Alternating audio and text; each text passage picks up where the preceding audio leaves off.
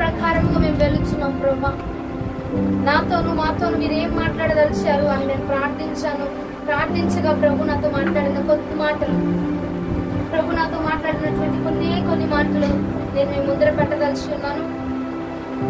ఫిలిప్పీలకు రాసిన పత్రిక 3వ అధ్యాయము 14వ వచనం. ఫిలిప్పీలకు రాసిన పత్రిక 3వ అధ్యాయం 14వ వచనం. దేవుని ఉన్నతమైన పిలుపునకు కలుగు బహుమానమును పొందవలెనని పరిగెత్తుచున్నాను. క్రీస్తు యేసు యొక్క తన పిలుపును బట్టి ఆయన నన్ను పిలిచినటువంటి పిలుపునకు తగిన బహుమానమును పొందవలనని ఇక్కడ పౌలు ఏమంటున్నాడు? గురి ఎత్తుకి నేను పరిగెత్తుచున్నాను. దేనికోసం గురి ఎత్తుకు పరిగెత్తుచున్నాడు అండి? తన పిలుపునకు కలిగిన బహుమానమును పొందుకోవడానికి.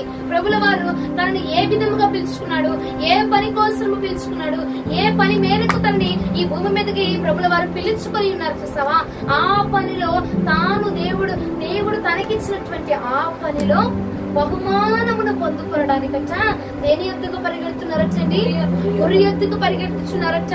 ప్రవక్తల ఎత్తుకు పరిగెత్తడం లేదు, లేదంటే దైవ సేవకుల ఎత్తుకు పరిగెత్తడం లేదు, ఆ రాజకీయవేత్తలు ఈ రాజకీయవేత్తల ఎత్తుకు పరిగెత్తట్లా. ఎందుకంటే పౌలయ్య గారు నమ్ముకున్న మాట ఏమిటంటే, నన్ను పిలిచిన వాడు నమ్మదగిన వాడు కాబట్టి, నన్ను ఆయన పిలుచుకున్నాడు కాబట్టి ఆయనే నన్ను నడిపిస్తాడు, ఆయనే నన్ను బలపరుస్తాడు.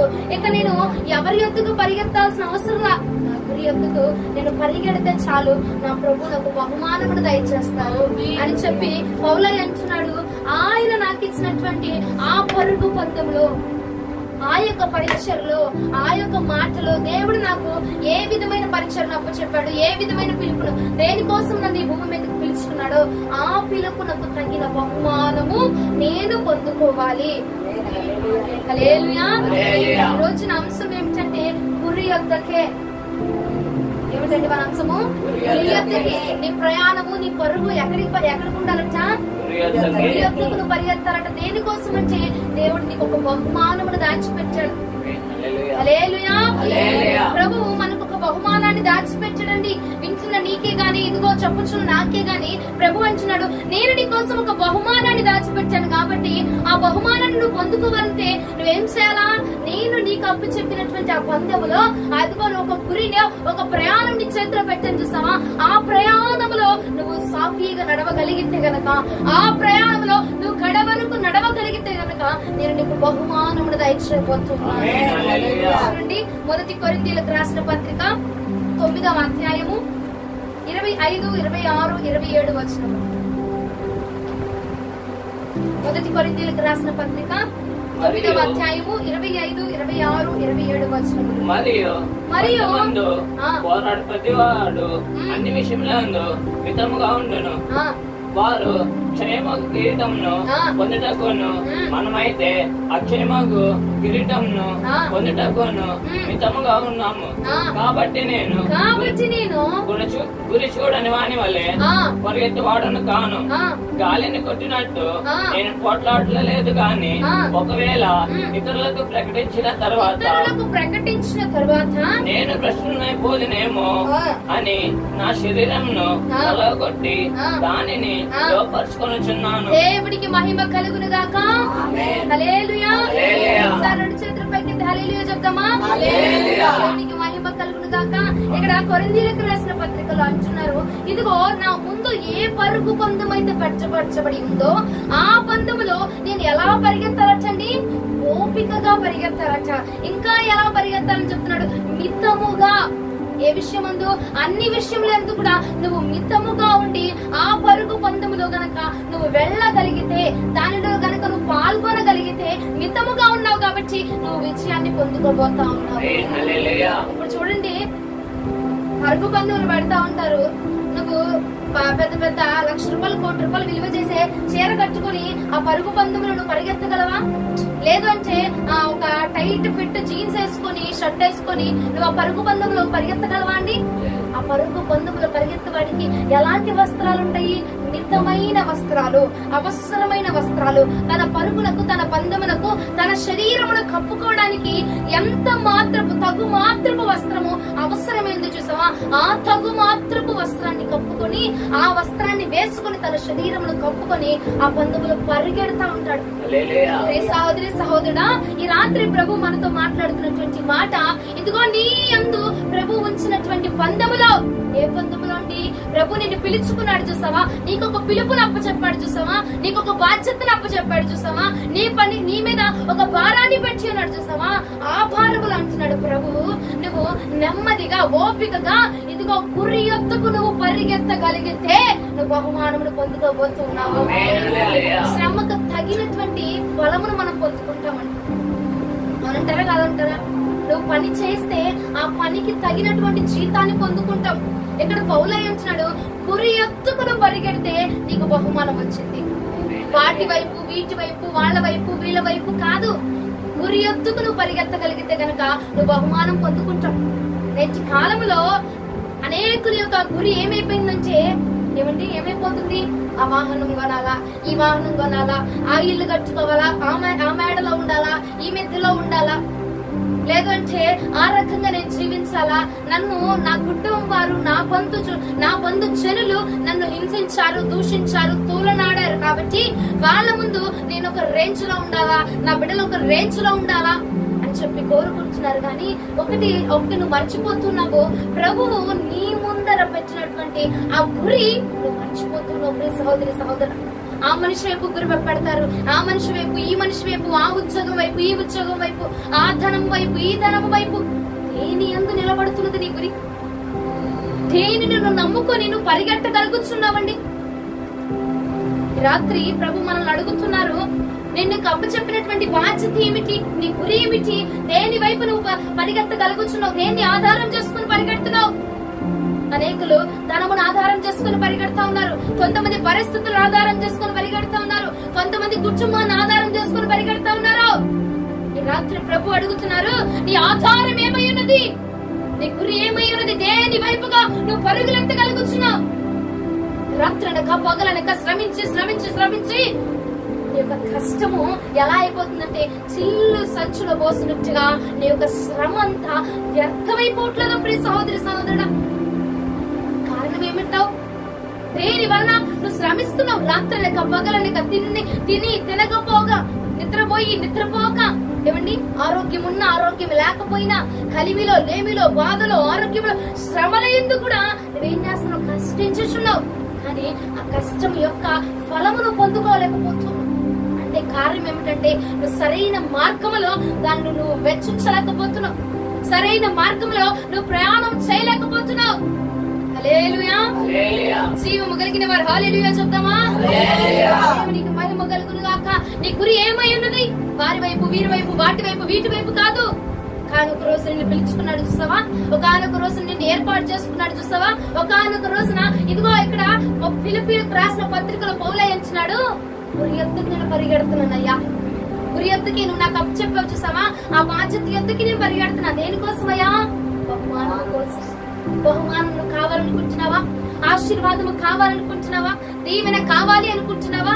అయ్యా, నా కుటుంబం అయ్యా శపించబడుతుంది, శాపములో నుంచి, ఆ శపితమైన జీవితంలో నుంచి ఆశీర్వాదంలోనికి రావాలయ్యా. అయ్యా, నా బిడ్డలు దీవించబడాలయ్యా, నా భర్త దీవించబడాలయ్యా, నా కుమారుడు దీవించబడాలయ్యా, నా కుమార్తెలు ఫలించబడాలయ్యా, నేను సమృద్ధిగా ఉండాలయ్యా అనుకుంటున్నావు. కానీ ఒకటి మర్చిపోతున్నావు, నువ్వు వెళ్ళవలసిన మార్గమా. ఇప్పుడు నీకు ఏదైనా అనారోగ్యం వచ్చిందనుకోండి, ఆ రోగానికి తగిన వైద్యుని వద్దకు మనం వెళ్ళాలి. జ్వరం వస్తే కిడ్నీ ఆపరేషన్ చేసేవాడి దగ్గరికి వెళ్తే ఏం ప్రయోజనం ఉంటది? నీకు ఏ బలహీనత ఉంది, ఏ బాధ్యత ఉంది, ఏ గురి ఉంది, ఏ పని ఉంది, ఏ లక్ష్యం ఉన్నది, దానికి సంబంధించినటువంటి ఆ యొక్క వైద్యుని వద్దకు, ఆ బాగు చేసేటువంటి వ్యక్తి వద్దకు, ఏమండి, ఆదరించేటువంటి వ్యక్తి వద్దకు మనము వెళ్ళగలిగితే కనుక అప్పుడు మనము ఆ యొక్క వ్యక్తి వద్ద నుంచి ఆదరణ పొందుకుంటాం.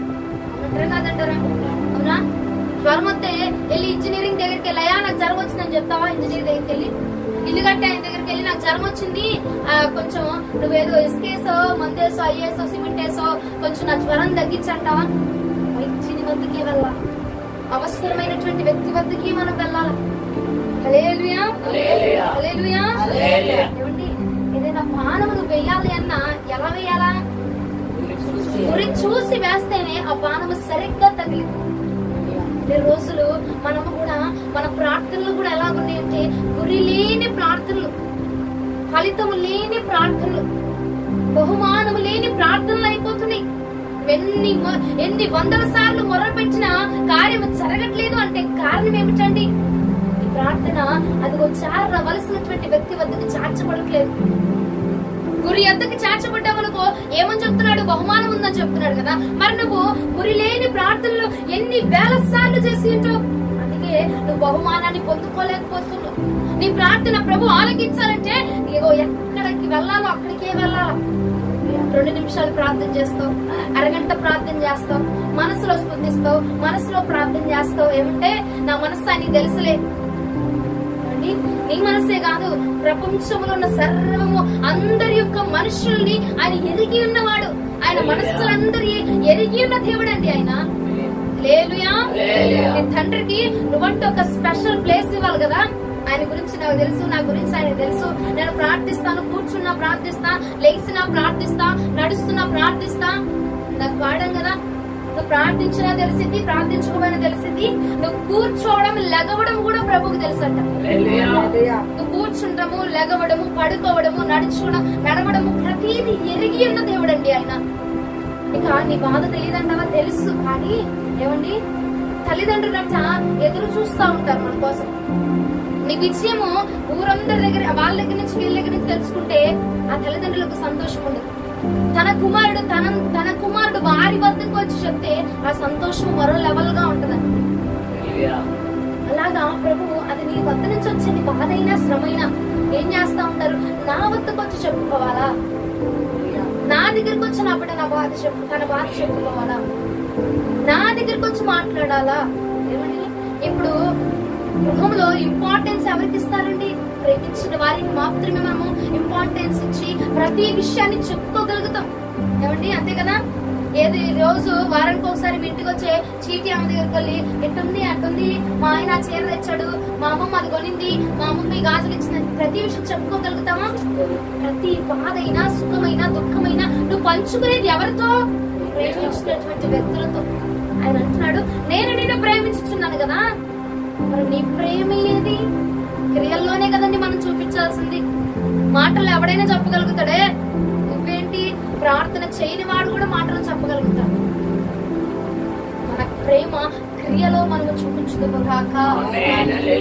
మానవ వేసామంటే అది సరిగ్గా గురి అద్దకే వెళ్ళి తగలాలి. అప్పుడే మనము దానిలో విలువను మనం పొందుకోగలుగుతాం. హల్లెలూయా. సరే, ఇక్కడ బానే ఉంది, గురి అద్దకు పరిగెత్తమంటున్నాడు, బానే ఉంది. మన గురి ఏంటి అసలు? మన గురి ఏంటిది? చూడండి, కీర్తనలు 16వ కీర్తన 8వ వచనం. అర్థమవుతుందా? అర్థమవుతుందా? ఈ మొహాలు నాకు అర్థం కాదు. సదాకాలము యెహోవా యందు నా గురి నిలుపుచున్నాను. సదాకాలము యెహోవా యందు నా గురి నిలుపుచున్నాను. ఆయన నా కుడి పార్శ్వమందు ఉన్నాడు గనుక నేను కదల్చబడను. హల్లెలూయా హల్లెలూయా హల్లెలూయా. హల్లెలూయా. దావీదు మహారాజు అంటున్నాడు, సదాకాలము యెహోవా యందు నా గురి నిలుపుచు ఉన్నాను. హల్లెలూయా. ఇప్పుడు దావీదు యొక్క గురి ఎవరండి? ఇప్పుడే కాదు చదివారు. ఇప్పుడు దావీదు ఏమంటున్నాడు? సదాకాలము యెహోవా యందు నా గురి నిలుపుచు ఉన్నాను అన్నాడు కదా. మరి దావీదు యొక్క గురి ఏమై ఉన్నది? యెహోవాయే నా గురి. కాబట్టి ఆయన అంటున్నాడు, ఎన్ని ఆపదలు వచ్చినా, ఎన్ని శ్రమలు వచ్చినా, ఎన్ని నిందలు వచ్చినా, ఎన్ని అవమానాలు వచ్చినా నేను కదల్చబడను. హల్లెలూయా. చీటికి మాటికి ఏమంటే స్వస్థత రాకపోతే కదల్చబడిపోతారు. కొంతమంది ఆరోగ్యం లేకపోతే వదిలేస్తారు. అబ్బా, ఈ దేవుణ్ణి నేను నమ్ముకుంది, ఇలా అనవసరంగా వెళ్ళాను, పూజలు చేసినప్పుడే బాగుంది నాకు, ఏమండి అక్కడున్నప్పుడే బాగుంది ఐగుప్తు జనాంగం గనక ఆ మంద గనక నాకు అక్కడున్నప్పుడే మాంసం కూరలు తిన్నాను, ఇక్కడ తీసుకొచ్చి కూరాకులు పెడుతున్నాడు అన్నట్టుగా కొంతమంది జనాభా ఏం చెప్తా ఉంటారంటే, ఇదిగో నేను అప్పుడు ఉన్నప్పుడే ఆ దేవుడి దగ్గర ఉన్నప్పుడే బాగున్నా, అప్పుడు పూజలు చేసినప్పుడే బాగుండేది, కష్టపడకపోయినా ఇంట్లో రూపాయి ఉండేది, ఇప్పుడేంటో దేవుడి దగ్గరికి వచ్చాను రూపాయి నిలవట్లే ఇంట్లో, ఏమిటి రూపాయి రావట్లే ఇంట్లో, కదల్చబడిపోతున్నావు అంటే కారణం ఏమిటంటే నీ గురి స్వస్థత వైపు ఉంచుకున్నావు కాబట్టి నువ్వు కదిలిపోతా ఉన్నావు. నీ గురి దేనికోసం అంటే కొంతమంది ఆరోగ్యం కోసమే వస్తారు మందిరానికి, ఇంకా అది రాలేదనుకో ఇక దేవుడు లేడు ఏం లేడు. ఇంకొంతమంది బిడ్డల కోసమే వస్తారు, ఇంకొంతమంది వాళ్ళ అప్పులు తీరడానికే వస్తారు. అప్పు తీరిందా, బిడ్డ పుట్టాడా, గర్భఫలం వచ్చిందా, ఆశీర్వాదం వచ్చిందా, ఇక తర్వాత మరలా కనబడడం చర్చలో. కారణం ఏమిటంటే వారి గురి ఏమైనదంటే ఆశీర్వాదం అయినది, వారి గురి ఏమైనది దీవెన ఉన్నది కాబట్టి వారు కదిలిపోతున్నారు. కానీ దావీదు అంటున్నాడు, సదాకాలము యెహోవా యందు నా గురి నిలుపుచున్నాను కాబట్టి నేను కదల్చబడినయ్యా, నేను కదల్చబడను. అగ్ని లాంటి శ్రమలే రాని నాకు, తినడానికి కూడా తిండి లేకపోయినా పర్వాలా నేను నా దేవుడిని విడిచిపెట్టను, నా దేవుడిని నేను వదిలిపెట్టను. ఎన్ని అవమానములు నాకు, ఇదిగో ఆయన నమ్ముకున్నందుకు ఎన్ని అవమానములు నాకు వచ్చినా నేను ఆయన్ని విడిచిపెట్టను, ఆయన నేను వదులుకోను. ఎందుకంటే నా గురే ఆయన ఉన్నప్పుడు ఆయన నేను ఎలా వదులుకోగలను? చెట్టుల్లో నడిపించినా, పుట్టల్లో నడిపించినా, అరణ్య మార్గంలో నడిపించినా, ఎటువంటి శోధనలో నడిపించినా నేను కదల్చబడను. చెప్తూ ఉన్నానండి, అంత చక్కటి మాట అండి, నిజం కదా. సహోదరి సహోదరుడా, నీవు భక్తి చేస్తే గనక మనం ఎలాంటి భక్తి మాత్రమే మనం చేయాలి. సమస్తే కదిలిపోవడము, ఏమండి ధనము రాకపోతే కదిలిపోవడము, ఉద్యోగం రాకపోతే కదిలిపోవడము, లేదంటే అంత బాగుంది అనుకుంటే దేవుడిని విడిచిపెట్టడము, ఇలాంటి కోణంలో మనం ఉండకూడదు. కవి అంటున్నాడు, నా గురి ఆయనే కాబట్టి నేను కదల్చబడను, ఇక నేను స్థిరంగా ఉండబోతా ఉన్నాను. లోకపు ఇచ్చే ఆనందము తాత్కాలికమే, కొద్ది రోజులు మాత్రమే ఉంటుంది. అది నా ప్రభు ఇచ్చే ఆనందం ఎలాంటి శాశ్వత కాలం ఉండబోతుంది. కొంతమంది ఏం చేస్తారంటే ఉద్యోగం కోసం ప్రార్థన చేయించుకుంటారు, ఉద్యోగం రాగానే ఏం చేస్తారు, దేవుడు లేడే కాదు మనకు అసలు ఉద్యోగం అమ్మ పని ఎక్కువ, మళ్ళా ఆ మంది వచ్చి నాకే చెప్తారు, నన్నే ప్రార్థన చేయమంటారు. నాకు అనిపిస్తా అనవసరంగా ప్రార్థన చేశానేమో. నిజంగా నేను ఇది చాలా సార్లు ఎక్స్పీరియన్స్ చేశారండి. ఆ వీళ్ళకి అసలు ప్రార్థన చేయకపోతే బాగుండేది. నేనే దేవుడు అంటాడు, సరిపోయిందా, అడిగావు కదా, రాత్రి పగలు పొరలాడి మరి అడిగా, సరిపోయిందా. నిజంగా ఈ మాట, ఈ సంభాషణ దేవుడికి నాకు మధ్య చాలా సార్లు జరిగిందండి. చాలా మంది విషయాలు ఇలాగే జరిగింది. వస్తారు, అది అయిపోయింది, మరలా కనపడరుగా. పోనీ చిన్నమ్మ నా ముఖాన మాటపడాలి సంతోషిస్తానుగా, అది చెప్పరు. ఇక వాళ్ళు భూమి మీద ఉన్నారా లేదా అనుకోవాలి నేను.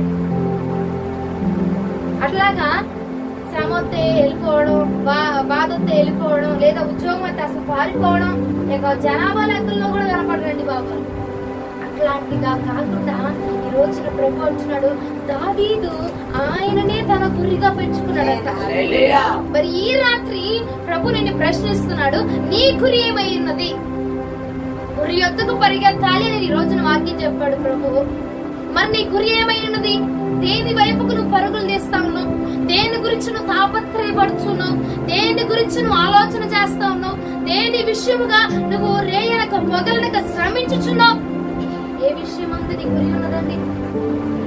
ఒకసారి నాకు చెప్పలే గాని నిన్ను నువ్వు ప్రశ్నించుకుంటావా? నీ గురి ఏమై ఉన్నది? దావీదు అన్నాడు కదా, ఏమని? యెహోవానే నా గురి.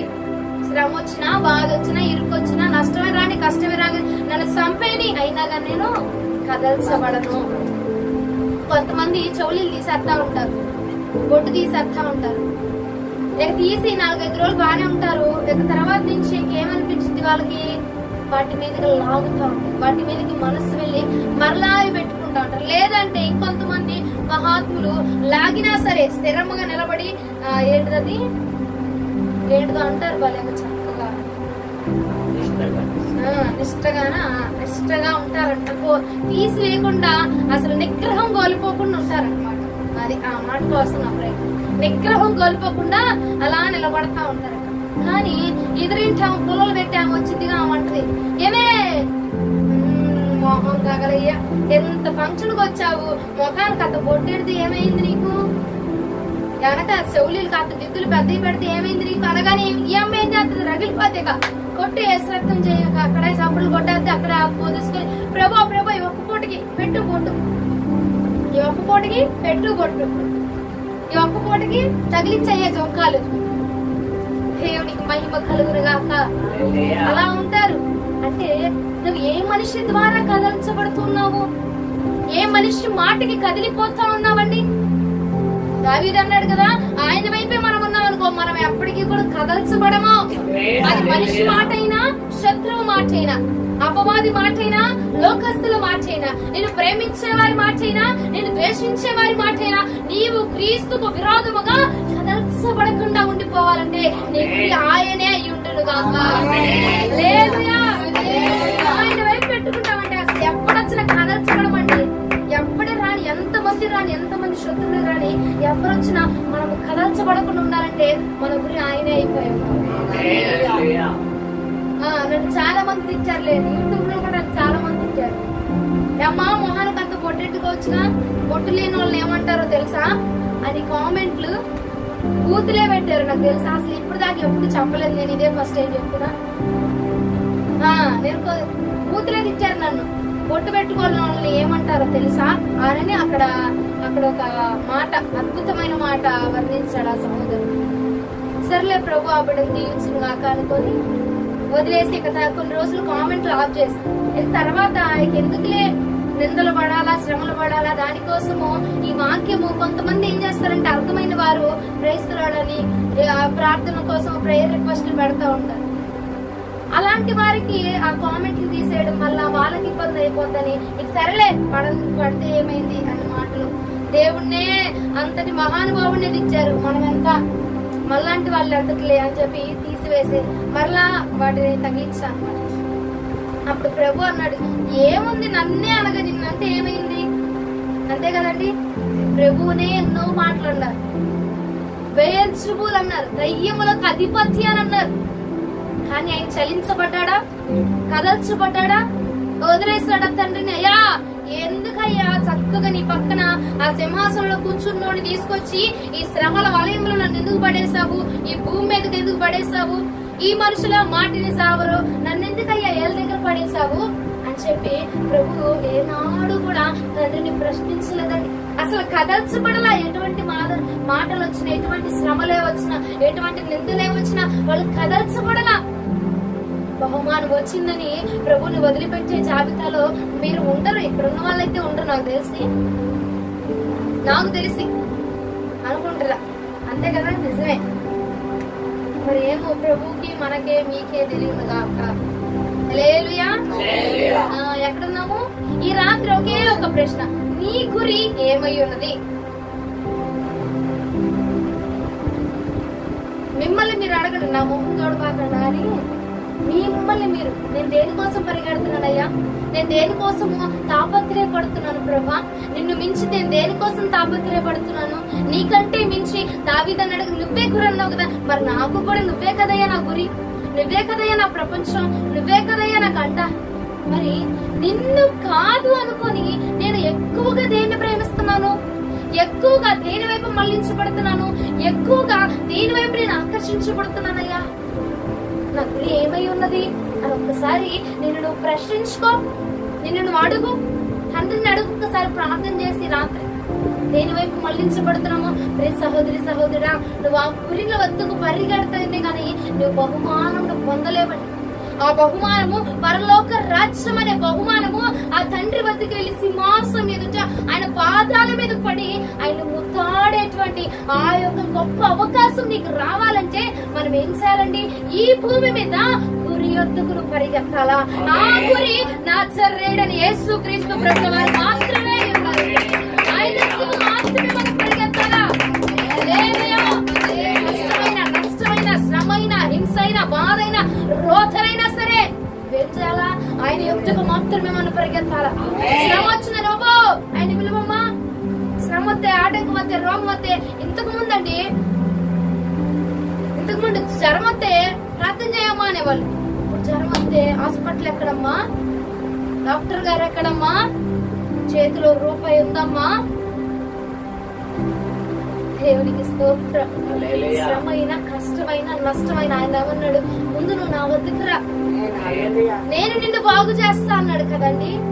మృతులను చనిపోయిన వాడిని తిరిగి లేపగలిగిన నా దేవుడు నీ స్వరము తగ్గించడం ఒక లెక్క అండి ఆయనకి, నీ నీరసాన్ని తగ్గించడం ఒక లెక్క అండి ఆయనకి. ఏమండి, నువ్వు కృంగిపోతుంటే, ఆ యొక్క సమస్యల వలయకులకి నువ్వు వెళ్లిపోతుంటే నేను లేవనెత్తడము నా ప్రభువుకు ఒక పని అంటారా? నువ్వు ఆశ్రయిస్తే, అందుకే ఆయన అన్నాడు, నీవు నమ్మిన నీ దేవునికి సమస్తము కూడా సాధ్యమే. నమ్మే దానిలో ఉంటది, అవునా కాదా? నీ నమ్మకములో, నీ విశ్వాసము చొప్పున సమస్తాన్ని జరిగిస్తానన్నాడు కదా ఆయన. నీ నమ్మకం ఎంత ఉందో దాని ప్రకారం జరిగింది. గాని డబ్బులు వచ్చింది నీ గురి మారిపోయి, డబ్బులు వచ్చిందని నీ ఆలోచన మారిపోయి, లేదంటే ధనము లేదని దేవుడి దగ్గరకు వచ్చి, ఉద్యోగం లేదని దేవుడి దగ్గరకు వచ్చి, ఆరోగ్యం లేదని దేవుడి దగ్గరకు వచ్చి, అంతా బాగున్నాక నీ గురి మారిపోయే ఆ జాబితాలో దయచేసి మనందరము ఉండకుండా ఉందుముగాక. కొండలలో వెళ్ళినా, అరణ్యములో వెళ్ళినా, శ్రమల గుండా వెళ్ళినా, ఆఖరికి అన్నం ఉండి అన్నంలో నీళ్లు పోసుకొని ఆ నేలను తినేటువంటి సిచ్యువేషన్ లోకి వచ్చిన మనము ప్రభువుని విడవకుండా ఉందుముగాక. ఎంతమంది మహానుభావులండి, ఎంతమంది గొప్ప గొప్ప సేవకులండి, అలాంటి ఆహారం, అలాంటి భోజనముని తిని గొప్ప దైవజనుడు యేసన్న గారండి ఉమ్ము వేయబడిన ఆహారాన్ని తిన్నాడట. ఉమ్ము వేశారట. ఒక సహోదరి గృహంలోనికి, అయ్యా రాయ మా ఇంట్లోకి రా, ప్రార్థన చెయ్యి అని పిలిచి ప్రార్థన చేశాక, అమ్మ నేను వెళ్ళిపోతాను, నాకు టైం లేదు, నేను ఆహారం తిన్నాను అని చెప్పిన ఆవిడ బలవంతం చేసి మరి, ఇదిగో నేను ఆహారం ఉండాను అయ్యా, తినయ్యా అని పెట్టి ఆయన ఆహారం తింటూ ఉంటే ఆమె యొక్క భర్త వచ్చట, ఏరా ఇల్లమ్మడబడి అన్నం అడుక్కుని తినేవాడా అని చెప్పి ఆ అన్నం తినే కంచంలో తన నోటిలోంచి ఉమ్ము ఊసి, ఇప్పుడు తినరా నువ్వు. అదే ఆయన తినకుండా వెళ్ళిపోతే చూసావా, ఈడ సేవకుడు అవునా. ఆయన ఏం చేశాడు, ఆహారం తిని చేయగడుకుని లెగ్స్ వెళ్ళగానే ఊసిన వాడికి, ఉమ్ము ఊసిన వాడికి మారు మనసు వచ్చింది. అలాంటి శ్రమలు పడితే ఆ శ్రమ ఇంకొకరికి రక్షణ మార్గాన్ని ఏర్పాటు చేయబోతుందా?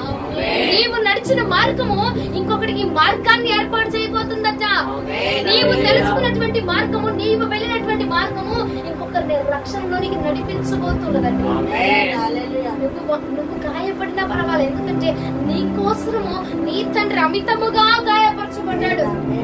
ఆయన గాయాలు ఈ రోజున మనల్ని స్వస్థపరుస్తున్నాయి. ఆ గాయాలు ఈ రోజున మనల్ని బలపరుస్తున్నాయి. రోజున అంశం ఏమిటి మనది? ఆ గురి వద్దకే అని చెప్పారు కదా. సరే, గురి వద్దకు పరిగెత్తాలి. నీ గురి ఏమిటి? యెహోవా యొద్దకి మనము పరిగెత్తాలా? సరే, పరిగెత్తాలి అన్నావు, గురి వద్దకు పరిగెత్తాలన్నావు, బానే ఉంది. ఆ గురి యెహోవా అన్నావు, బానే ఉంది. మరి ఎలా వెళ్ళాలి? చెప్పులేసుకొని బ్యాగ్ తెచ్చుకొని పరిగెక్క. మా గణేష్ అన్న కనుక ఉలిచి పరిగెడతారు చూసావా, చెప్పులేసుకో, బ్యాగ్ వేసుకొని నడివిక, అట్లాగా ట్రైన్ పరిగెత్తేక, అంతేనా? ఎలా పరిగెత్తాలి? గుర్రు యొద్దకు మనం ఎలా పరిగెత్తాలంటే ఒకసారి రండి, 1 కొరింథీయులకు రాసిన పత్రిక 9వ అధ్యాయము 25వ వచనం. అర్థమవుతుందన్న వారు హల్లెలూయా చెప్దామా? అడుగుతాగా. పోరాడు ప్రతి వాడు అన్ని విషయంలో మితముగా ఉండును. చాలు, 10 మంది పోరాడు ప్రతి వాడు ఎలా ఉన్నాడచ్చా? నీ పందెము, నీ గురి ఏమై ఉన్నది? నీ గురి, నా మాట శ్రద్ధగా ఆలోచించండి. నీ గురి ఏమై ఉన్నది? ఓకే, యెహోవా నీ గురి బానే ఉంది. ఇప్పుడు గురి యొద్దకు నువ్వు పరిగెత్తాలి అంటే అన్ని విషయముల యందు కూడా ఎలా ఉండాలట? నీ ప్రభు దగ్గరికి నువ్వు వెళ్ళాలి అంటే నీ ప్రభుని ఆయన పాదాల ముందు పడిపోయి ఆయన్ని స్తుతించు, ఆయన ముద్దాడుతూ ఆయన ఆరాధన చేసేటువంటి ఆ బహుమానం పొందుకోవాలంటే నువ్వు ఎలా ఉండాలంటండి? మితముగా ఉండాలా. అన్ని విషయములలో అంటే అన్నిటిలో నువ్వు ఉండాలా. ఉండొద్దు, అటు వెళ్ళొద్దు, ఇది చేయొద్దు, అది చేయొద్దు అని ప్రభు చెప్పట్లా. అన్నిటిలో నువ్వు ఉండు, కానీ ఎలా ఉండవు? మితముగా ఉండాలా. మితము అంటే ఇప్పుడు అదుపు. ఇప్పుడు కొంతమంది ఏమంటారు, మాటలు అదుపులో పెట్టుకుని మాట్లాడు అంటారా? అనరా?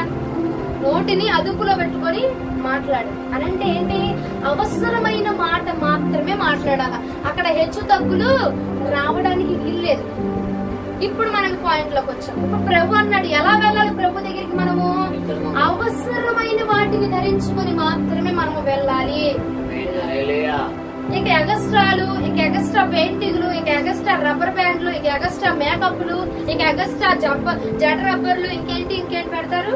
ఇక ఎగస్ట్రా పెయింటింగ్లు ఏం పుయ్యక్కర్లా నువ్వు. ప్రభు అంటున్నాడు, నీకు అవసరమా? మితముగా ఉండుట నేర్చుకుని, మితముగా ఉన్నాడనుకో, అప్పుడు నువ్వు బహుమానం పొందుకుంటావు. మితముగా వస్త్రాలను వేసుకుంటేనే ఆ పరుగు పొందమును గెలవగలవు. లేదమ్మా, ఆయన కొనిచ్చాడు, 10 సంవత్సరాల తర్వాత కొనిచ్చాడు, 25,000 రూపాయలు పెట్టి చేరా, నేను వేసుకొని పరిగెడతా ఉన్నావు, బోర్ల బొక్కలు పడతావు, మూతి పళ్ళన్నీ రాలిపోతాయి. అంతే కదా? ఎక్కడ ఏది అవసరమో అవసరమైన మాట మాత్రమే. నీ మాట అయినా, నీ చూపు అయినా, నీ వస్త్రధారణైనా, నీ అలంకరణ అయినా ఎలా ఉండాలంటండి? మితముగా మాత్రమే ఉండాలా. అది అవసరమా? ఆ స్థలానికి అవసరమా? ఆ యొక్క మాట ఆ యొక్క సందర్భంలో అవసరమా? లేదు. ఆ చూపు ఆ సందర్భంలో అవసరమై ఉన్నదా? ఆ వస్త్రధారణ, ఆ చీర కట్టు, లేదంటే ఆ అలంకరణ అవసరమా? ప్రభుని ఆ వస్త్రధారణ చూపించగలుగుతుందా అంటే గనక అప్పుడు నువ్వు వేసుకో. పరుగు బంధువు ఉన్నవాడు ఆభరణాలన్నీ పెట్టుకుని వెళ్తాడా? ఏముండకూడదు. ఎందుకంటే వాడు చూపించుకోవాలా. దేనికోసం వెళ్తున్నావురా బాబు అని అడుగుతారు. గేటు దగ్గరికి వెళ్ళి వేసుకున్నది పరుగు బంధం వస్త్రాలే, కానీ మెడలో చైను, చేతులు, గాజులు ఇవన్నీ పెట్టుకుని వెళ్తే అక్కడ గేటు దగ్గర ఉన్నాడు ఏమడుగుతాడు? నువ్వు ఎక్కడికి వెళ్తున్నావురా, నువ్వు దేని దగ్గరికి వెళ్తున్నావు అడుగుతారా? అడగరా? అంటే నువ్వు ఏ స్థలంలోకి వెళుతున్నావో ఆ స్థలానికి ఆ యొక్క బంధమును చూపించే వారముగా మనం ఉండాలా. ఆ గురిని చూపించేటువంటి వారముగా మనం ఉండాలా. ఎందుకంటే అండి, నిన్ను చూసి ఇంకొకటి నేర్చుకుంటాడు. అవునా? ఇప్పుడు పెళ్లికి వెళ్తావు, నువ్వు ఏమే అక్క ఒక పూటగా పెట్టుకో, మీ పాస్టర్ గారు ఇక్కడ లేరునా, ఒట్టు పెట్టుకో అని పెట్టుకొని వస్తావు, పెట్టుకుంటాం. నిన్ను చూసి ఇంకొకడు క్రైస్తవుడు వాడు కూడా ఏం చేస్తాడు? పెట్టుకుంటారు లేదా? అదే నువ్వు ఖండించే, నా దేవుడు చెప్పి ఉన్నాడు, నా దేవునికి నాకు విరోధమైనది నేనేది చేయను, మితమైనది మాత్రమే నాకు ఇది ప్రియం. ఈ బొట్టు లేకపోతే ఏమి ఇక్కడ పెళ్లి జరిగి ఆగిపోదు కదా. నేను ఇది పెట్టుకోకపోతే ఏమి నన్ను ఫోటోగ్రాఫర్ ఏం బయటికి గింటేడు కదా. అవసరమైనది మాత్రమే నేను అలంకరించుకొని వచ్చాను అని నువ్వు చెప్తే గనక నీ దగ్గర ఉన్నవాడు అల్ప విశ్వాసం అయినా పర్వాలా, వాడికి విశ్వాసం లేకపోయినా పర్వాలా, కానీ నీ మాటను బట్టి వాడు ఏమవుతాడు? బలపరచబడబోతున్నాడు. నీ మాట ఎదుటివాడిని బలపరిచే విధముగా ఉండాలా. నీ భక్తి ఎదుటివాడిని ఆత్మీయతలోనికి నడిపించే విధముగా ఉండాలా. ఓ ఈమె చర్చిలో క్యాసం, ఇంటి దగ్గర క్యాసం, చర్చి దగ్గర చీర కట్టింది, ఇంటి దగ్గర చీర కట్టింది, చర్చిలో ఒక మాట మాట్లాడింది, ఇంట్లో ఒక మాట మాట్లాడింది. అలాగే మనం ఉండకూడదు. ఏమండి? అక్కడ ఉన్న ఒకటి, ఇక్కడ ఉన్న ఒకటే ఉండాలి. నిన్ను చూసిన వాడు అల్ప విశ్వాసే అవని, విశ్వాసం లేని వారే అవని, దేవుడి గురించి ఎరగని వాడే అవని, కానీ వారు నిన్ను చూసి మారు మనస్సు పొందుదురుగాక. అలాంటి అలంకరణ, అలాంటి మాట, మన నోటి మాట కూడా ఎదుటి వారిని మార్చే విధంగా ఉండాలా. అసలు ఎలాంటి అసభ్యకరమైన మాటలు మాట్లాడా పర్వాలా, ఈ మాట ఎలా ఉండాలా? వాళ్ళని ఆ యొక్క కోపం నుంచి తగ్గించే విధంగా ఉండాలి. వాళ్ళ మనస్సు ప్రభు వైపుగా తిప్పే విధంగా మనం మార్చి ఉండాలి. హల్లెలూయా. అర్థమవుతుందా? అర్థమవుతుందా? అది అడుగుతా కదా. 2 తిమోతికి రాసిన పత్రిక 4వ అధ్యాయం 5వ వచనం ఒకసారి ఎదురొస్తున్న వారు హల్లెలూయా. బాగా ఎలక్ట్రిక్ ఉన్నట్టు చెప్తున్నారే. 2 తిమోతికి రాసిన పత్రిక 4వ అధ్యాయం 5వ వచనం. అయితే నీవు అన్ని విషయములు ఇక్కడ ఏమంటున్నాడు? అన్ని విషయంలో అక్కడికి వెళ్ళొద్దు ఇక్కడికి వెళ్ళొద్దు అంటలా, ప్రతి విషయంలో నువ్వు ఉండు. కానీ ఎలా ఉండాలి? అన్నింటిలో నువ్వు ఉండు, కానీ ఎలా ఉండాలి? మితముగా ఉండాలంటే అక్కడ అవసరమా? అది చేయడం అవసరమా అంటే నీ అదుపులో నువ్వు ఉండాలి. ఇప్పుడు పెళ్లి కాని స్త్రీ అనుకో ఏం చేస్తుంది? విచ్చలవిడిగా తిరిగింది, అవునా? పెళ్ళైన స్త్రీ విచ్చలవిడిగా తిరిగితే భర్త ఊరుకుంటాడా? ఎందుకంటే తనకు వివాహం అయినది, తనకు ఒక కట్టుబాటు ఉంది, తనకు ఒక దరి, ఒక గిరి గీసాడు తన భర్త. దాన్ని దాటి రాకూడదు, దాన్ని దాటి వస్త్రధారణ చేసుకోకూడదు. పెళ్లి కాలేదనుకోని ఇష్టం వెట్ట ఊరేగినా పర్వాలా, కానీ నువ్వు వివాహము జరగబడిన దానివి, ఒక గిరిలో ఉంచబడిన దానివి. కాబట్టి నువ్వేమయ్యాలా? మితముగా ఉండాలా. నీ భర్త గీతను దాటి రాకూడదు. అవునంటారా కాదంటారా? ఇప్పుడు ఏమైంది? నువ్వేమై ఉన్నావు? అభిషేకించబడిన దానివి, దేవుని గురించి ఎరిగిన దానివి, అవునా? దేవుడి మాటలు ఎరిగి ఉన్న దానివి. కాబట్టి నువ్వు ఎలా ఉండాలా? ఆ గిరిలోనే మనం ఉండాలా, ఆ అదుపులోనే మనం ఉండాలా. అదుపు తప్పి ప్రవర్తించిన వాడచ్చా అవమాన పాలవుతాడని లేఖనం సెలవిస్తా ఉందమ్మా, నా మాట కాదు. అదుపులు తప్పావనుకో అవమానమే జరిగితే పెడతది. ఆడు పెట్టమన్నాడమ్మా, నాకే ఎదురవుతారంట కాబట్టి వాళ్ళందరూ పెట్టుకునేది పొట్టు కొని అది అయిపోయినాకేమో తుడుచుకొని వచ్చిందా? ఆ పొట్టు ఎట్ట రుద్ది రుద్ది రుద్ది రోడ్ అంతా తిరుక్కొని వచ్చి ఇంట్లోకి వచ్చి అద్దంలో చూసుకోవాలి పొట్టు. ఇంకొక అమ్మ పట్టీలు తీసేస్తానంట, తీసేస్తుంది. కానీ ఇంట్లో పట్టీలు కనిపిస్తే సడన్ గా ఏం చేస్తుంది? పెట్టుకొని బాగుందా లేదా చూసుకోవడం. గాజులు తెస్తారు, తీసి ఏం చేస్తారు? మరలా వేస్తారు, బాగుందా లేదా. ఒకసారి విడిచిపెట్టిన దాన్ని మరలా తిరిగి అంటించుకోకూడదు. ఒకసారి వదిలేసావు కదా, అది ఒకసారి పెంటతో సమానం అని చెప్పి విడిచిపెట్టావు కదా, మరలా దాన్ని తీసుకొచ్చి ఎలా అతికించుకుంటున్నావు? మరలా దాన్ని తీసుకొచ్చి దాన్ని ఎలా ధరించుకుంటున్నావు? ఒకసారి నీది కాదని విడిచిపెట్టావు కదా, ఒకసారి వద్దు అని వదులుకున్నావు కదా, ఏదైనా మరలా తిరిగి నువ్వు అంటుకుంటే గనక, అది తర్వాత నువ్వు అతికించుకుంటే గనక నీకు అవమానమేనండి. అవమానము జరగబోతుందట. అదుపులో ఉండకపోతే అవమానము జరుగుతుంది. అది నేను చెప్పట్లా, వాక్యమే చెప్తుంది. మొదటి సమయాల గ్రంథంలో ఉంటుంది ఆ మాట. అదుపులో ఉన్నావా కరెక్ట్ గా ఉంటుంది. అదుపు తప్పావనుకో అవమానించబడతాము. అది మనుషుల ద్వారా అవ్వచ్చు, దేవుని ద్వారా అవ్వచ్చు. ఏమండి, మనుషులకు కూడా అప్పచెప్తాడు మనల్ని ఆ దేవుడు అవమానించడానికి, హేళన చేయడానికి, నిందించడానికి. క్రీస్తు నిమిత్తము నిందల పడాల.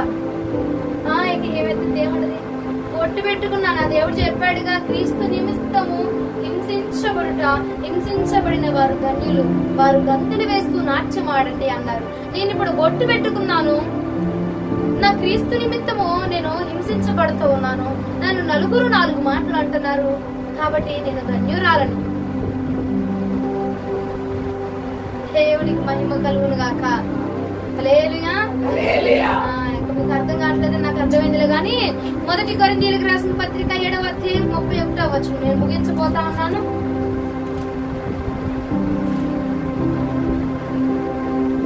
మొదటి కొరింథీయులకు రాసిన పత్రిక అనుభవించేవారు అమితముగా అనుభవించినట్లు ఉండవలెను. ఈ లోకపు నటన గతించబోచు ఉన్నది. శ్రద్ధగా ఆలకించు. ఈ లోకములో అపరిమితముగాను నడుచుకుంటున్నావు, అపరిమితముగా మిత్తము లేకుండా నీ ఇష్టానుసారంగా నువ్వు ప్రవర్తిస్తున్నావు, నీ ఇష్టమైన చోటు తిరుగుతున్నావు. నా ఇష్టము నా రాజ్యంలో ఎవరు లేరుగా నా దగ్గర. పాస్టర్ గారు పాస్టర్ అమ్మ గారు చర్చిలో ఉంటారు కానీ నా దగ్గర ఉంటారు కదా, నా ఇష్టం అంటే చెలరేగిపోతున్నావు. గాని ఒకటి మాట ఈ పూట దేవుడు అంటున్నాడు, ఇదిగో ఈ లోకపు నటన గతించబోతూ ఉన్నది. నువ్వెన్ని రోజులు నటిస్తున్నావు, నువ్వెంతగా నటిస్తున్నావో ఆ నటన గతించే కాలము సమీపముగా ఉన్నది కనుక రాత్రైనా మారు మనసు పొందు. అవి ధరించుకుంటూ ఇవి ధరించుకుంటూ మరో చర్చలోకి రాగానే అవి తీసేస్తూ ఆ మేకప్లు పూసి ఈ మేకప్లు పూసి మరలా ప్రార్థన స్థలం దగ్గరికి వచ్చేసరికి అవన్నీ తుడిచి పెట్టుకొని నటించులోకి చూస్తావా?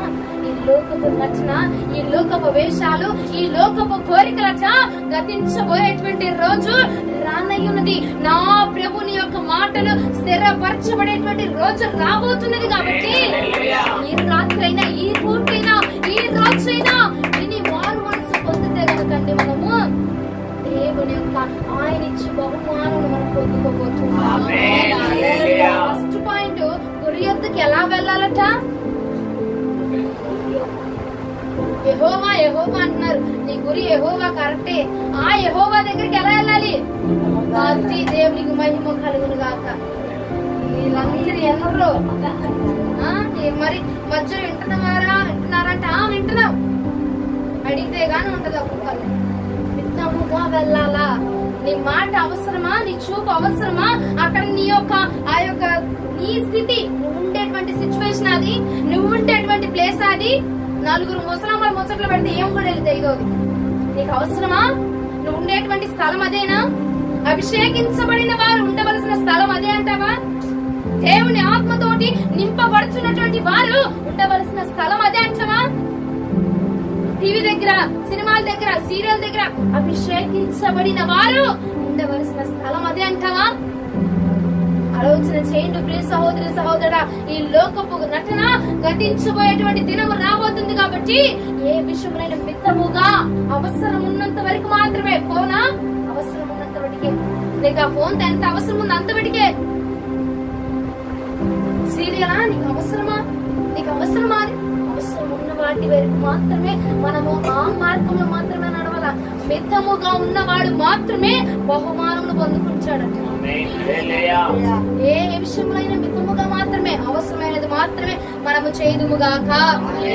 ఒక్క రెండవ మాట చెప్పి నేను ముగిస్తాను చూడండి. రెండవ మాట అదే కొరింథీయులకు రాసిన పత్రిక 9వ అధ్యాయం, మొదటి కొరింథీయులకు రాసిన పత్రిక 9వ అధ్యాయం 26వ వచనం. కాబట్టి నేను గురి చూడని వాని వలె పరిగెత్తువాడను కాను, గాలిని కొట్టి. చాలు. రెండవ మాట, నువ్వు నీ పరుగు ఎలా ఉండాలట? ఆయన్ని చూస్తూ మనం పరిగెత్తాలా? లేని వాడిగా ఏదో చేసామంటే ప్రార్థన. ఈ రోజు ఆదివారంగా మా అమ్మగారు వెళ్ళకపోతే తిట్లు భరించలేమమ్మా అన్నట్టుగా వెళ్ళామంటే వెళ్ళాము, చూసామంటే చూసాము. సెలవు దొరికింది కాబట్టి మందిరం. ఎందుకమ్మా? ఎట్టాగో నేను 4 వారాలు వెళ్ళలేకపోతున్నాను, 3 వారాలు ఎట్టాగో వెళ్ళలేకపోతున్నా, 4వ వారం కూడా శ్రమ దొరికింది కాబట్టి ఏదో నేను ఇచ్చావులేయ్యా అనుకొని ఏదో ఆరాధన చేసేదాకా ఉంటది. కళ్ళు మూసుకొని చెప్తే ఎవరు చూడదులే ఏమనుకుని ఇక బలిపేట కింద నుంచి పోతారండి. ఇట్టాగా నాకు కనపడదు అనుకుంటారు పాపం. ఆ బలిపేట కింద నుంచి మొగ్గిపోతారు. ఏంటో నాకు ఎలా ఉండాలండి? చూడని వాడిగా నువ్వు పరిగెత్తబాక చేసావా నీ ప్రార్థన? నువ్వు బాణం వేసావంటే అక్కడ చచ్చిపోవాలంటే ఎటువంటి అపవాది సైన్యమైన సావాల్సిందే. అంతే. ప్రార్థన చేసావంటే, మోకరించి ప్రార్థన చేసావంటే అది ఎలాంటి శత్రువైనా సరే వణికిపోవాలా. అలాంటి ప్రార్థన మనం చేయాలండి. అలాగే నీ గురి, నీ ప్రార్థన, నీ భక్తి ఎలా ఉండాలా? వేసామంటే, మోకాళ్ళు వేసామంటే ఇక దిగకూడదు. అలాంటి ప్రార్థన చేయాలా. ఏదో వెళ్ళామంటే వెళ్ళామమ్మా, ఇంట్లో అప్పులు, ఇంట్లో సమస్యలు, ఇక తగ్గట్లు ఏం చేద్దాం? దేవుడు ఎంత మట్టికి రాశాడు? నా టైం వస్తే నేను చెలరేగుతా. ఏంటి చెలరేగేది? నువ్వు సమయం అయిపోతుంది, నీ టైం రావట్లా. నీ టైం అయిపోతా ఉన్నది, గమనించు. నీకు ఇంకా వయసు రావట్లా, వయసు వెళ్ళిపోతా ఉన్నది, సమయం గతించిపోతా ఉంది. నా టైం వచ్చినప్పుడు చూపిస్తా ఒక్కొక్కడి కంటే. ఇంకెప్పుడయ్యా వచ్చేది? నీకెప్పుడు వస్తుంది? నేనే అయిపోతున్నా, నీది ఎప్పుడు వస్తుంది అంటావు? నీ సమయం రాదు కదా. ఇదే ప్రభునికి ఇచ్చినటువంటి సమయము. ఇదిగో లేఖనం ఇలా అనిపిస్తుంది, నేనే రక్షణ దినము. మంగళవారము, బుధవారము, గురువారము, వచ్చే ఆదివారము, లేదా నీకు 35, 36 సంవత్సరాలు వచ్చాక కాదు. నేనే రక్షణ దినము. నేనే నువ్వు రక్షించబడవలసినటువంటి దినం ఈ రోజే. నువ్వు మారు మనసు పొందవలసిన దినం ఈ రోజే. ప్రార్థించవలసిన దినము ఈ రోజేనండి. సమయం వచ్చినప్పుడు అమ్మా ప్రార్థన చేయి, ఉపవాసం ఉందాం అనుకుంటున్నాను 30 రోజులు. దేవుడు ఉండమంటాడా? వద్దంటాడా? వద్దనడానికి ఏముందమ్మా, ఉద్యోగానికి వెళ్ళిపోతాను. ఉండమన్నాడు అనుకో, ఏముందమ్మా, 1 పూట అన్నం తింటాను, 2వ పూట కాయలు తింటాను, 3వ పూట పాయసం తాగుతాను. ఇక 30 రోజులు ఉపవాసం ఉంటా. 300 సంవత్సరాలైనా ఉండొచ్చు అట్ట ఉపవాసం. ఏమండి? అంతే కదా. 300 సంవత్సరాలైనా తినచ్చు, తాగొచ్చు, ఉండొచ్చు, ఎన్ని జన్మలైనా ఉండొచ్చు అట్లాంటి ఉపవాసం. ఏదో చేసామంటే చేసాము, వెళ్ళామంటే వెళ్ళాము, వెళ్ళిపోయి అక్కడికి వెళ్ళామా వచ్చామా, కనపడాలి కాబట్టి మందిరంలో అన్నట్టుగా దయచేసి అలాంటి పరుగు నువ్వు పెట్టద్దు. ఆయన అంటున్నాడు, ఆయనను ముందు పెట్టుకుని మనం పరిగెత్తాలట. ఎట్టు వెళ్ళినా నీ ముందు ఎవరుండాలా? ఎట్టు ఏ మాట మాట్లాడి నీ ముందు ఎవరుండాలా? ఏ పనికి వెళుతున్నా నీ ముందు ఆయన మాత్రమే ఉండాలా? అప్పుడు మాత్రమే మనం బహుమానాన్ని పొందుకోగలం. అప్పుడు మాత్రమే నీ గురి అయినా యెహోవా వద్దకు మనము చేరగలిగేది. అప్పుడు మాత్రమే. సమస్య అప్పులు అనగానే ఇంటెనకల పొందరమ్మా, ఇస్తాందమ్మా, ₹1,00,000 ఇస్తాను అందిపోయిన వాళ్ళు, ఇంకా ఎవరైతే ప్రార్థన చేయమా, ప్రార్థనలో పెట్టు, అవి ఇచ్చేలాగా. అది వాళ్ళని గురి పెట్టుకుని, వీళ్ళని గురి పెట్టుకుని నా అప్పులు తీర్చేది ఆ పంతులమ్మా, నా సమస్యలు వడ్డీలు కట్టేది ఏనా ఆ రోజుకి అట్టా గడిచిపోతుందిలే. వెళ్ళామంటే వెళ్ళాము, వచ్చామంటే వచ్చాము, చప్పట్లు కొట్టామంటే కొట్టాము, వచ్చామంటే ఆరాధన చేసామంటే ఆ యొక్క స్థలంలోనికి ప్రభు దిగిపోవాలంటే. ఏలియా భక్తుడండి ప్రార్థన చేస్తే అగ్ని ఆ స్థలంలోనికి దిగిపోయాక ఎంతమంది బయల్చుబులు లాంటి ప్రవక్తల్ని, అబద్ధపు బోధకులందరినీ ఆ యొక్క స్థలంలో నుంచి వెళ్ళగొట్టించేసిందంట. మరి నీ ప్రార్థన అబద్ధపు ఆ యొక్క అపవాదిని, అబద్ధపు మాటలు వేసుకొని నీ ముందుకు వస్తున్నాడు చూసావా, అబద్ధపు ముసుగు వేసుకొని ముందుకు వస్తున్నాడే, ఆ అపవాదిని తోలగలుగుతుందా నీ ప్రార్థన? ఆ అపవాదిని జయించగలుగుతుందా నీ ప్రార్థన? ఇంకేం చేస్తావులే, పూటకు పడుకో, పొద్దునంగా పోయావు, రాత్రి అనంగా వచ్చావు, ఇంకేం చేయగలుగుతావు, ఈ పూటకు పడుకోలే, చాలా కష్టపడ్డావు, ఈ రాత్రి పడుకో అంటే నువ్వు వాడి మాటకు లొంగుతున్నావా, లొంగట్లేదా? ఏం చేస్తున్నావు? చక్కగా పక్కేసుకొని డొల్లాడు, అంతేనా? లేదంటే మహానుభావురాలు, మహాభక్తురాలు ఏం చేస్తుందంటే, మనం చెప్పాం కదా ప్రేయర్ టైమింగ్ చేస్తుంది, మోకాలు వేసి ఒక 5 నిమిషాలు మోకాళ్ళ మీద ప్రార్థన చేస్తాయి. 6వ నిమిషం ఏమైపోద్ది? ఆ మోకాళ్ళు సతికిలు పడిపోయి సతికిలు పడి 2-3 నిమిషాలు చేస్తుంది. ఇక తర్వాత కొంచెం నడుములు పట్టేస్తాయి. పొద్దునంగా పోయాను, ఇప్పుడు దాకా చేసుకున్నాను 2-3 నిమిషాలు, 6 నిమిషాలు అక్కడ అయిపోయింది, 7-8 నిమిషాలు, 2 నిమిషాలు అక్కడ, ఇక 8 నిమిషాలు చేసింది. ఇక 9వ నిమిషంకి వచ్చేసరికి ఇక ఏం చేస్తాయా, సాష్టాంగ నమస్కారం చేసి ప్రార్థిస్తున్నాను ప్రభువా.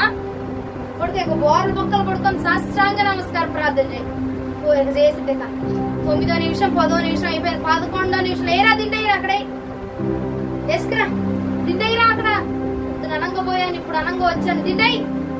అదేనా నీ ప్రార్థన? అలాంటి ప్రార్థన కాకుండా నీ పరుగు గురి యొద్దకు చేరే విధముగా ఉండాలి. మన పరుగు గురి యొద్దకు చేరే విధంగా మనం ఉండాలి.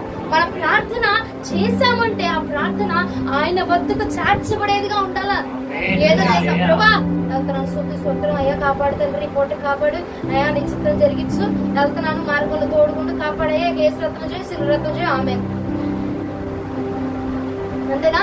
వెళ్ళే దారిలో కాపాడు, వచ్చే దారిలో కాపాడే, కేసు రత్నం చేయి, సిరు రత్నం చేయి, అయిపోయింది. ప్రార్థన పరలోకాన్ని వణికించే విధంగా ఉండాలి. ఈ ప్రార్థన దేవుడిని దించే విధంగా ఉండాలండి. అలాంటి ప్రార్థన ఎందుకంటే ఆయన అంటాడు, ఆయనను ముందు పెట్టుకొని మనం వెళ్ళాలా.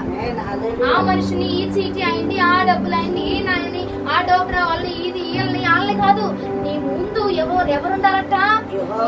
నువ్వు వెళ్ళిన ప్రతి స్థలంలో నీ ముందర ఎవరుండాలా? యెహోవాయే ఉండాలమ్మా. నేను వెళ్తా ఉంటాను, యేసుప్రభువు వారి విగ్రహం ముందేసుకొని వెళ్ళమంటావా? అలా వెళ్తావు. ఎలా ఆయన చూసి నడుచుకుంటావంటే, ఆయన్ని ఇప్పుడు నువ్వు దిగిరాయా, నిన్ను చూసి నేను నడుతాను అని అంటే అది వల్ల కాని పని. కాబట్టి నీ ముందర నడుచుచున్న వారిని, నీ ముందర భక్తి చేసిన వారిని, నీ ముందర ఉండి నీ దగ్గర ఉండి ఆత్మలు ఫలించబడుతున్న వారిని చూసావా, వారిని వెంబడించితే గనక పౌలయ్య అన్నాడు, ఇదిగో నేను క్రీస్తుని పోలి నడిచిన ప్రకారము మీరు నన్ను పోలి నడవండి.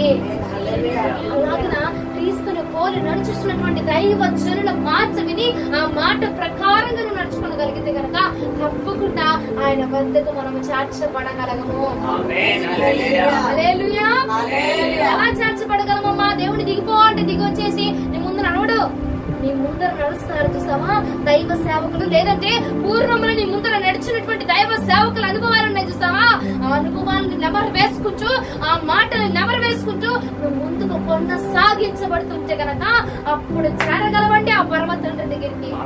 ఆయన్ని చూస్తూ, ఆయన ముందు పెట్టుకుని ఆయన్ని చూస్తూ ఆరాధిస్తూ ఉంటే ఏమండి, నా ధన్యత, ఓహో నా భాగ్యము, ఏమని వివరింతును. ఇంతకంటే ఏముందండి? నాకు తెలిసైతే మీకేమో కానీ ఈ భూమి మీద నాకు అసలు ఆయన్ని స్తుతించడం కంటే నాకు ఇంక మరొకటి లేదు ఆనందం. ఒకటే నా కోరిక, ఎప్పుడు ఆయన దగ్గరికి వెళ్ళిపోతానా, ఎప్పుడు ఆయన్ని ముందు పెట్టుకుని చూస్తూ ఆయన్ని పొగుడుతూ ఆయన్ని ఆరాధిస్తానా, ఇదే నా తపన. గురి పెట్టుకుని నువ్వు పరుగును కొనసాగించు, నువ్వు గురి ఎత్తుకో, నువ్వు నడిపించబడబోతున్నావు. ఏమా చచ్చిపోమంటావేంటి పూట? మా పిల్లల పెళ్లి చేయితే ఏంటి, ఊరన్నావు బానే ఉంది, యేసుప్రభు గారి దగ్గరికి వెళ్ళిపోవాలన్నావు, చచ్చిపోమంటావేంటి పూట? మా అబ్బాయి పెళ్లి చేయాలి, మా గణేష్ అన్న పెళ్లి చేయాలి, అది చేయాలా, వెళ్ళిపోమంటావేంటి? అదండి మన పరుగు ఈ భూమి మీద సరైన మార్గంలో మనకు కొనసాగించగలిగితే కనుక సరైన మార్గంలోకి మనం వెళ్తాం. ఎక్కడ మన పరుగు కరెక్ట్ గా ఉందనుకో అక్కడ మనం కరెక్ట్ గా వెళ్ళగలుగుతాం. ఒకసారి ఫిలిప్పీలకు రాసిన పత్రిక 3:17 ఒకసారి చూడండి.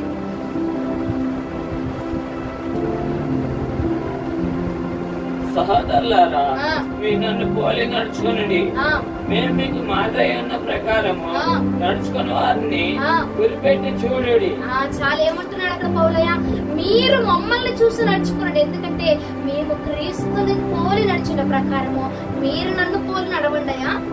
దేవుడు నాకేం చెప్తున్నాడు నేను అదే చేస్తున్నా, కాబట్టి నేను చెప్పింది మీరు చేయండి అని చెప్పి పౌలయ్య అంటున్నాడు.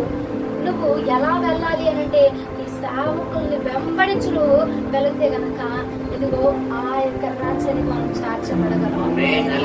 ఫస్ట్ మాట ఏంటిది? ఎలా ఉంటే ప్రభువుని చేరగలుగుతాము? ఎంతగా? రెండవ మాట ఆయన ముందు పెట్టుకుని వెళ్ళాలి. ఎవరిని? వింటాను కదా పంతులమ్మనా, మీ క్లాస్ టీచర్నా, పాస్టర్ గారినా? యెహోవాని మాత్రమే ఆయనను ముందు పెట్టుకొని మనం నడుచుదుము గాక. లాస్ట్ ఒకే ఒక మాట, నుంచి ఒక మాట అంటుంది. లాస్ట్ ఒక మాట 1 కొరింథీయులకు రాసిన పత్రిక 9:27. నేను ముగించేస్తాను నిజంగానే. 1 కొరింథీయులకు రాసిన పత్రిక 9వ అధ్యాయం 27వ వచనం. గాలి కొట్టినట్లు నేను పోట్లాడలేదు గాని ఒకవేళ ఇతరులకు ప్రకటించిన తర్వాత నేను భ్రష్టుడనైపోదునేమో అని నా శరీరమును నలగగొట్టి దానిని లోపరుచుకొనుచున్నాను. దేవునికి మహిమ కలుగును గాక. మూడవ పాయింట్, ఫస్ట్ పాయింట్ ఏంటిది? మిత్తముగా ఉంటే ఆయన మనం చేరగలము. రెండో పాయింట్ ఏంటిది? ఆయన ముందు పెట్టుకొని మనము వెళ్ళాలి. మూడో మాట, శరీరము నల్లగా కొట్టుకొని దానిని లోపరుచుకుంటే గనక నువ్వు ఖచ్చితంగా గురి చేరగలవు. హల్లెలూయా. సుత్తి తెచ్చుకోమంటావా? సుత్తి తెమ్మంటావా రేపు ఆదివారం? ఏముంటదండి బాబు కాదా? మరేం తెమ్మంటారు? ప్రార్థన చేసి నీవు నీ శరీరానికి లోపడకూడదు, ఆ శరీరమే నీకు లోపడిపోవాలా. శరీరం ఏం చెప్పింది? ఇప్పుడు దాకా కలిసిపోయావు కదా ప్రార్థన చేయకుండా, నీకేముంది రేపు పొద్దున్న ప్రార్థన చేద్దు కానీ 6 మెలకు వచ్చేసి తలారం పెట్టుకుని ప్రార్థన చేద్దులే రేపు పొద్దున ఉదయమే ఈ పూటకి పడుకో, ఈ రాత్రికి.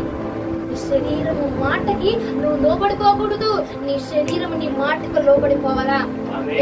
ఈ పూట ఇచ్చింది దేవుడు, ఈ రాత్రిని గడిపింపజేసేది దేవుడు, కాబట్టి ఆయనకు మొర్ర పెట్టిందని ప్రార్థన చెయ్యిందని పడుకోలేడు అని చెప్పి నీ శరీరము నీవు చెప్పిన మాట వినే ప్రకారంగా దానిని నువ్వు లోపరుచుకోవాలట. శరీరాశ, నేత్రాశ, జీవ కుటుంబములు నీ శరీరము చెప్పిన మాట నీవు వినిపోయి దానికి లోపరచబడకుండా శరీరమే నీ మాటకు లోపడే దినము వచ్చుగాక. అలా అది కనుక లోపడిపోతే నీకు నువ్వు ఏం అక్కర్లా, వేసా కూడా అవసరం, డైరెక్ట్ గా వెళ్ళిపోవచ్చు ప్రభు నీకు. హల్లెలూయా. అమ్మా ఎంత సాధ్యం అమ్మా? మత్తయి సువార్త 4:4 అధ్యాయంలోకి రండి. మీ ముఖాలు చూసి నేను స్పీడ్ గా చెప్పేస్తున్నా, కానీ ఒక అంకుల్ గారు అన్నారు నాతో, అమ్మా కొంచెం మెల్లగా చెప్పమ్మా. నేనేం చేయను, మిమ్మల్ని చూసి స్పీడ్ గా చెప్పను, ఆయన స్లోగా చెప్పను. మత్తయి సువార్త 4వ అధ్యాయము 3-4 వచనాలు. ఆ శోధకుడు ఆయన ఎదుకు వచ్చి, నీవు దేవుని కుమారుడవైతే ఈ రాళ్ళు రొట్టెలగునట్లు ఆజ్ఞాపించమనేను. అందుకు ఆయన మనుష్యుడు రొట్టె వలన మాత్రము కాదు గాని దేవుని నోటి నుండి వచ్చు దేవునికి మహిమ కలుగును గాక. ఏమంటున్నాడు? నువ్వు ముక్కలు చదవకూడదు, కలిపి ఒకసారి చదివారు. వీడు ఏమంటున్నాడు? ఇదిగో యేసు ప్రభుల వారు ఎన్ని రోజులు ఉపవాసం ఉన్నారండి? అక్కడ ఉన్నారు కదా. అప్పుడు 40 రోజులు ఉపవాసం ఉంటే నీ శరీరం ఏం చెప్పింది నీకు? ముందు త్వరగా వెళ్ళి ఏదో ఒకటి తినేసాయి చెప్పితే చెప్పదా? మరి యేసు క్రీస్తు ప్రభుల వారు శరీరము మాటకు లోబడ్డారా? శరీరము మాటకు లోపరచబడి ఇదిగో ఈ రాళ్ళను రొట్టెలుగా చేసి, అబ్బా ఎంత గొప్ప దేవుడు అయ్యా, నా కోసం అపవాదులు కూడా వాడుకుంటున్నావా? అపవాదులు కూడా వాడుకొని రాళ్ళు నా కోసం పంపించావా? కొంతమంది మహానుభావులు అంటారులేండి, అపవాదులు కూడా దేవుడు నా కోసం వాడుకుంటాడు, అపవాది కూడా నాకు తెచ్చి ఆహారం ఇస్తాడు, అపవాది ఉద్యోగం ఇచ్చాడు నాకు, దేవుడు అపవాదిని వాడుకొని నాకు ఇప్పించాడు ఈ ఉద్యోగం. కానీ ప్రభు అండి వాడి మాటకు లోబడిపోలా, శరీరము మాటకు లోబడిపోలా, శరీరము కోరికకు లోబడిపోలా. ఇదిగో దేవుని మాట తప్ప మరి ఏది నన్ను బ్రతికించలేదు అని చెప్పి ఆ మాటను వ్యతిరేకించి శరీరము తనకు లోబడే విధంగా చేసుకున్నాడు. నీకు నీ శరీరం నీకు లోబడిపోవాలి, అంతేగాని నీ మాటకి అది లోబడిపోవాలి, అంతేగాని మనం ఏం చేస్తాం? దానికి లోబడిపోవాలి. ఆ మోకాలు నొప్పులే, ఈ పూటకు వదిలే, ప్రార్థన కూర్చొని చేయి, సత్తులు పడి చేసినా ప్రభు వింటాడు. బోర్లా పడి పడుకోండి చేసినా దేవుడు వింటాడు. నువ్వు పరుపు మీద పడుకోండి చెయ్యి, ఎందుకంటే రాత్రి పగలను కష్టపడతావు. పరుపు మీద 4 దిండ్లు వేసుకొని, కింద 1 దిండు పైన 1 దిండు వేసుకొని చెయ్యి పడుకొని ప్రార్థన చేయి, దేవుడు ఎందుకేంటో వింటాడండి. వెళ్ళడం నేను చెప్పట్లా, నువ్వు ఇచ్చే ప్రయారిటీ ఎక్కడ, నువ్వు ఇచ్చే ఇంపార్టెన్స్ ఏది? నీ శరీరమును నలగొచ్చుకుంటేనే కదా ఆ గురి ఎత్తుకు చేర్చబడగలవు. నీ శరీరంలో నీ ఆశలను, నీ కోరికలను, నీ ఇష్టాలను చంపుకొని నీవు దేవుని వద్దకు చేర్చబడగలగాలంటే నువ్వు అవి చంపుకోవాలి. ముందు అవి చంపుకోకుండా నా ఇష్టం నేను చౌలీలు పెట్టుకుంటా, నా ఇష్టం నేను పెట్టుకుంటా, దేవుడు నా హృదయాన్ని కోరుకున్నాడు, నా శరీరాన్ని కాదు. నీ శరీరం సస్తేనే కదా, నీ శరీరం సస్తేనే ఆత్మ జయించబడేది. అక్కడ ఆత్మ గెలవాలి అంటే, దేవుడు గెలవాలంటే మన శరీరం చావాలా, మన శరీరపు కోరికలు చావాలా, మన ఇష్టాలు చచ్చిపోవాలా. అప్పుడు మాత్రమే దేవుడు మనలో నిలవబడగలడు, దేవుడు మన ద్వారా నిలవబడగలడు. దేవుడు నాలో ఉన్నాడమ్మా, ప్రభు నాలో ఉన్నాడు, ప్రభు నాలో ఉండి పని చేస్తా ఉంటాడు, నేను మాత్రం 24 గంటలు నిద్రపోతా ఉంటాను, ప్రభు నాలో ఉంటాడు, నా లోపల ఉంటాడు, నా శరీరం మాత్రం 24 గంటలు నీరసించబడిపోయి నిద్రపోతా ఉంటదంటే ప్రభు ఆ స్థలంలో ఉంటాడంటావా? సోమరిలాగా ఇదిగో చీమలను చూసి నేర్చుకోవడానికి లేఖనం సెలవిస్తా ఉంది. మరి ఆ మాట ఎందుకు చెప్తాడు? నీలో ఉంటే నీ శరీరం పొంగితేనే నీ ఆత్మ అక్కడ లేవనెత్తబడగలిగితే. గురి అయిన ఆయన వద్దకు మనకు చేర్చబడదుముగాక. అంశం ఏమిటి? నీ గురి ఏమిటి? యెహోవా నీ గురి. మరి నీ గురి అయిన యెహోవా వద్దకు మితముగా నువ్వు వెళ్ళగలుగుతున్నావా? ప్రశ్న. మితముగా వెళ్ళగలుగుతున్నావా అంటే అవసరమైనది మాత్రమే చేసి, లోకానుసరమేమో ప్రార్థన అవసరం, ఇది ఇంత మటుకి ప్రార్థన అవసరం, మరే 2 నిమిషాలు ప్రార్థన అవసరం అంతే, ఈ ప్రార్థన ఇంకా అంత చేయాల్సిన అవసరం ఇంతే ప్రార్థనలు కాదు. లోకానుసారమైన వాటిలో నువ్వు ఎలా ఉండాలి? మితముగా ఉండి దేవుని వద్దకు మనం చేర్చబడగలగాలి. హల్లెలూయా. నీ గురి అయిన దేవుని వద్దకు మితముగా మనము చేర్చబడగలుగుతున్నామా? లేదమ్మా, చేర్చబడగలగట్లేదు. ఇక ఈ రాత్రి ప్రభు నాకు ఈ వాక్యం చెప్పాడు కాబట్టి ఈ పూట ఈ వాక్యం ద్వారా నేను మారు మనసు పొందుతా. ఇక నుంచి నేను మారతాను, ఇక నుంచి నేను ఉంటాను, మితముగా ఉంటాను, నేను క్రీస్తుని పోలి మాత్రమే నడుచుకుంటాను, మితముగా మాత్రమే ఉంటాను, అవసరమైనవి మాత్రమే నేను ధరించుకుంటాను, అవసరమైన అలంకరణ మాత్రమే ధరించుకుంటాను, అవసరమైన మాట మాత్రమే మాట్లాడతాను అని తీర్మానం తీసుకుంటే గనక ఈ పూట ప్రార్థించు. ఇప్పుడు ప్రార్థించు, నువ్వు మారు మనసు పొందితే నా ప్రభు అంటున్నాడు నువ్వు బహుమానములు త్వరలో పొందబోతున్నావు. హల్లెలూయా. మరి రెండవ మాట, నీ గురి అయిన యెహోవా వద్దకు ఆయనను ముందు పెట్టుకుని వెళ్తున్నావా? లేదు అంటే నీ అవసరతలను ముందు పెట్టుకొని, నీ ఇష్టాలను ముందు పెట్టుకొని, నీ యొక్క ఆలోచనలు ముందు పెట్టుకుని నువ్వు పరిగెడుతున్నావా? ఆయన ముందు పెట్టుకుని పరిగెడుతున్నావా? నీ ఆలోచనలు, నీ యొక్క సమస్యలు, నీ గొడవలను ముందు పెట్టుకుని పరిగెడుతున్నావా? ఆలోచించు. లేదమ్మా, ఇన్ని రోజులు నా సమస్యలే, నా ఇబ్బందులే, నా ఇంటి గోలే, ఆ యొక్క సమస్యలనే, ఆ యొక్క అప్పుల్నే నేను ముందు పెట్టుకుని వెళ్ళాను. కానీ ఈ పూట ప్రభు నాతో మాట్లాడాడు కాబట్టి నా అప్పులు తీర్చగలిగేది ఆయనే, నా సమస్య తీర్చగలిగేది ఆయనే, నా బాధలు నెమ్మదిచ్చేది ఆయనే. కాబట్టి ఇక్కడ నుంచి నేను ఆయనకి మాత్రమే ప్రయారిటీ ఇస్తాను, ఆయన్ని మాత్రమే ముందుకు పెట్టుకుని నేను వెళ్తాను అని అంటే గనక ఈ పూట మారు మనసు పొందితే గనక ఈ మాట ప్రకారం నువ్వు ప్రార్థించు. త్వరలో మనము పిలుపునకు తగిన బహుమానం మనం పొందుకోబోతున్నాము. ఎందుకు పిలిచాడు నిన్ను? ఏ పరీక్ష ఇచ్చి పిలిచాడు? ఏ మాట చెప్పి పిలిచాడు? ఏ దర్శనం ఇచ్చి పిలిచాడు? ఆ దర్శనకు తగిన ప్రతిఫలం మనం పొందుకోవాలంటే ఆ మార్గము గుండా మనం అడుగులు వేయాలి. ఆ మార్గము గుండా ఎన్ని రోజులు నువ్వు డిలే చేసి వెళ్దాంలే అనుకుని డిలే చేస్తా ఉన్నావు అనుకో, ఇక్కడ నీ పనులన్నీ కూడా డిలే అయిపోతూనే ఉంటాయి. దేవుడు అన్నాడు, మొదటిగా నువ్వు నా పని చేయి, నేను నీ పని చేస్తాను అన్నాడా లేదా? లేదు, నీ పనులన్నీ ముగించుకున్న దగ్గరికి రారా బాబు, సాయంకాలం వారింటికి రా అన్నాడా? నీవు ఆయన పని కొనసాగిస్తే ఆయన నీ పని కొనసాగించబోతా అన్నాడు.